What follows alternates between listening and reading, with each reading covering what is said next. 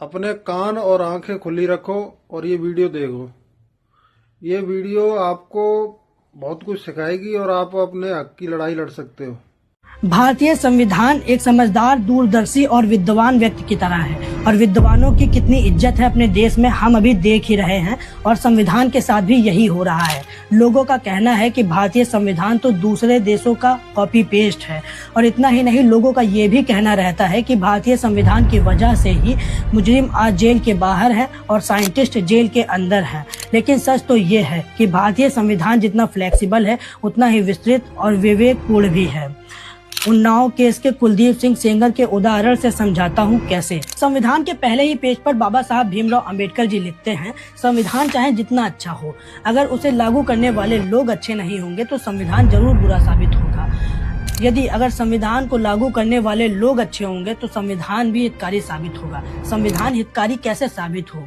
जब संविधान को लागू करने वाले लोग ही संविधान का रेफरेंस छोड़कर मनुस्मृति या फिर याज्ञवल्क्य स्मृति का रेफरेंस लेते हैं।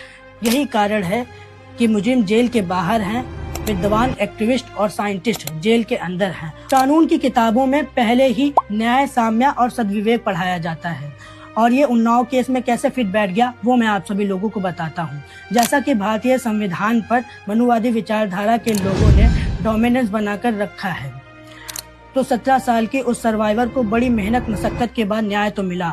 अभी फिर डोमिनेंस के दावेदारों के दबाव में 23 दिसंबर 2025 को दिल्ली के हाई कोर्ट से सेंगर की उम्र कैद की सजा निलंबित करा दी और जब जमानत की बात बाहर आई तब पीड़िता के साथ साथ पूरे देश ने विरोध किया। पीड़िता ने खुद 24 दिसंबर से लेकर 28 दिसंबर तक जगह जगह धरना प्रदर्शन किए, जैसे इंडिया गेट पर, दिल्ली हाई कोर्ट के बाहर, जंतर मंतर पर और सोशल मीडिया पर तो बहुत बड़ा विवाद हुआ। इसके बाद जब 29 दिसंबर को वो सुप्रीम कोर्ट गई सुनवाई के लिए, तब सुप्रीम कोर्ट ने फैसले का स्वागत किया और कुलदीप सिंह सेंगर की जमानत रद्द करा दी। अब इस जमानत को रद्द कराने के पीछे साम्य और सद्विवेक ने कैसे काम किया, अब मैं वो बताता हूँ। जैसा कि साम्य कानून की कठोरता को कम करने का काम करती है, तो इस केस में दिल्ली हाई कोर्ट ने 23 दिसंबर 2025 को तकनीकी आधार पर कुलदीप की उम्र कैद निलंबित कर जमानत दे दी थी।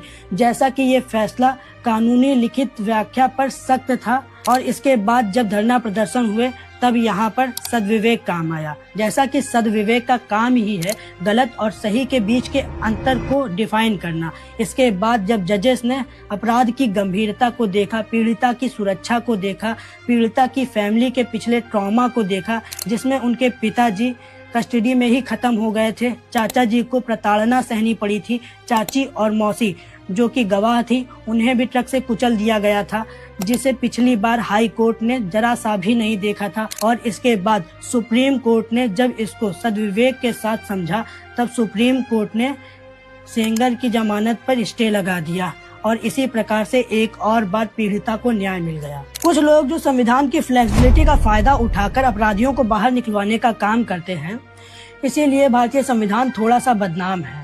फिर भी भारतीय संविधान को चाहे जितने भी लोग निगलेक्ट करें, चाहे जितनी मनुस्मृति की कॉपियां लेकर उसके सपोर्ट में खड़े हों, अगर थोड़े से भी लोग संविधान की न्यायिक व्यवस्था के साथ खड़े रहेंगे तब भी भारतीय संविधान मनुस्मृति से लाख गुना बेहतर है।